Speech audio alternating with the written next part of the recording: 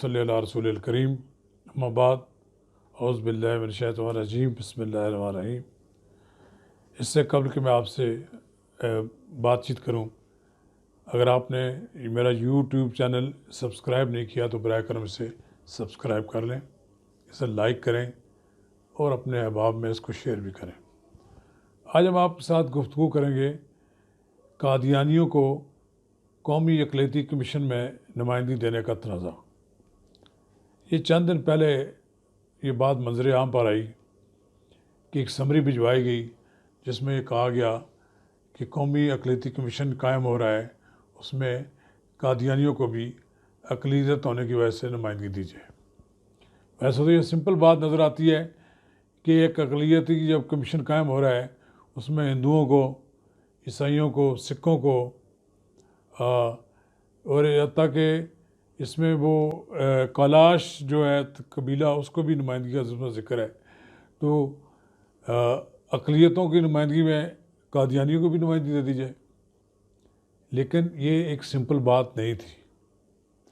ये बात तयशुदा है कि 1973 के आइन में 7 सितंबर 1974 को पाकिस्तान की पार्लियामेंट ने कादियानियों को अक़लियत करार दिया, फिर उसे आइन में तहफ़्फ़ुज़ भी दिया और उस वक़्त से लेकर अब तक पाकिस्तान में कादियानी मुख्तलिफ़ हीले बहानों से कभी इंतखाबी क़वानीन में तरमीम करवा कर, कभी किसी और तरीके से ये पाकिस्तान की अहम ओहदों में आना चाहते हैं।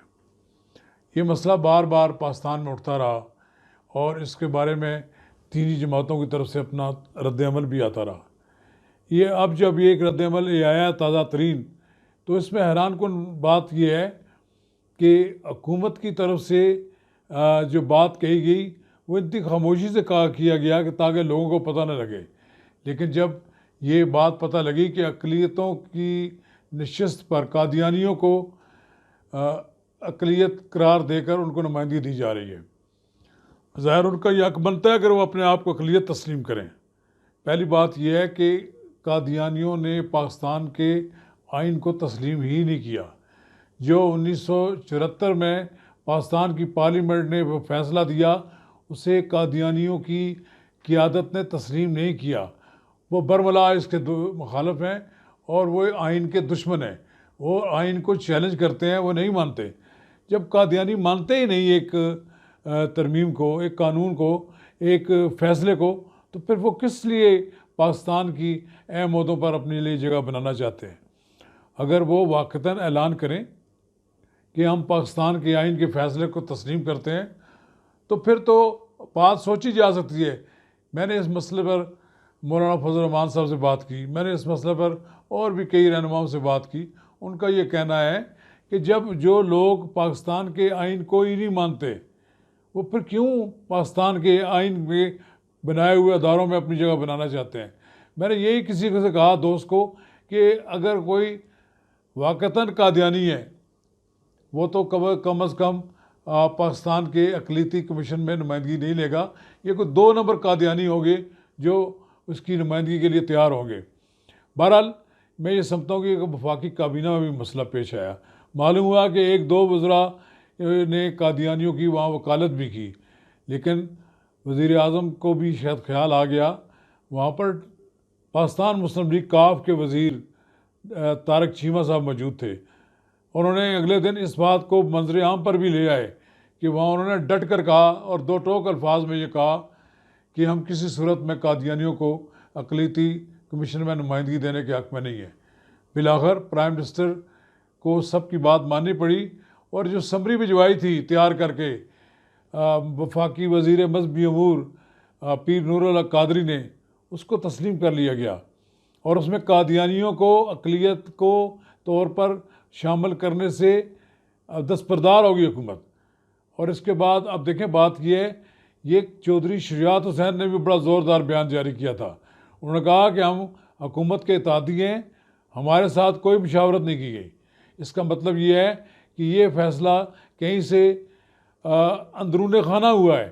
देखें, जब वज़ीर आज़म इमरान ख़ान अमेरिका के दौरे पर गए तो वहाँ पर भाई कि कादियानियों ने वहाँ ट्रंप तक अपनी रसाई हासिल कर ली और वज़ीर आज़म की आमद से पहले पहले उन्होंने पाकिस्तान में अपने साथ होने वाली ज़्यादतियों के बारे में शिकायत भी लगा दी। दुनिया भर में इस वक्त कादियानी सरगर्मी अमल है, इसमें कोई शक नहीं कि मुख्तलिफ मुल्कों में फैले हुए कादियानी अपनी सरगर्मियों के तहत ये लोगों में ये बावर कराने की कोशिश करते हैं कि वो सही वही मुसलमान है, हालांकि मुसलमानों की इज्तिमाई फ़ैसला है, इज्माए उम्मा है। पूरी दुनिया के मुसलमान इस बात पर मुत्तफ़िक़ हैं कि हज़रत मोहम्मद मुस्तफ़ा सल्लल्लाहु अलैहि वसल्लम की ख़त्म नबूवत को तस्लीम न करने वाले कादियानी काफिर हैं। उनका मुसलमानों के शिराज़े के साथ कोई तल्लुक़ नहीं है, उनका मुसलमानों के कबीले के साथ कोई तल्लुक़ नहीं है। वो मुसलमानों में ये वो लोग हैं जिनके बारे में आगा शोरश कश्मीरी कहा करते थे कि ये अजमी इसराइल बनाने के लिए पाकिस्तान में ये सरगर्मी अमल है।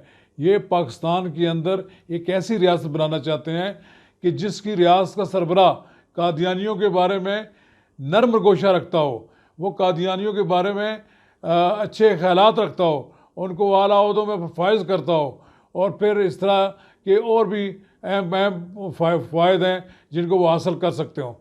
मैं ये समझता हूँ कि वज़ीर आज़म इमरान ख़ान को ये बात ज़हन में नशीन रखनी चाहिए कि कादियानियों की तरफ झुकाव जो होगा वो उनकी हुकूमत के लिए तबाही बर्बादी का बायस बनेगा। अगर वो कादियानियों की तरफ अपने आप को झुकाव करेंगे और उनके लिए दिल में हमदर्दी रखेंगे तो आप ये यकीन जाने पाकिस्तान के अवाम उनके लिए कि दिलों में से वो निकल जाएंगे।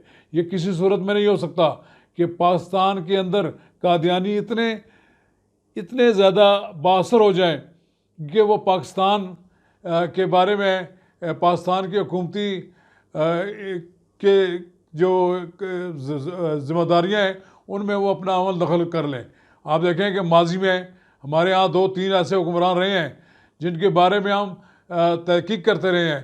पाकिस्तान में वज़ीर आज़म परवेज़ शौकत अज़ीज़ रहे हैं, पाकिस्तान में सदर परवेज़ मुशर्रफ रहे हैं जिनके बारे में लोग कुछ बात का इज़हार करते रहे हैं, लेकिन कभी उन्होंने क्लेम नहीं किया, ना कभी उन्होंने ये बात कही कि वो उनका कादियानियों के साथ कोई ताल्लुक़ है।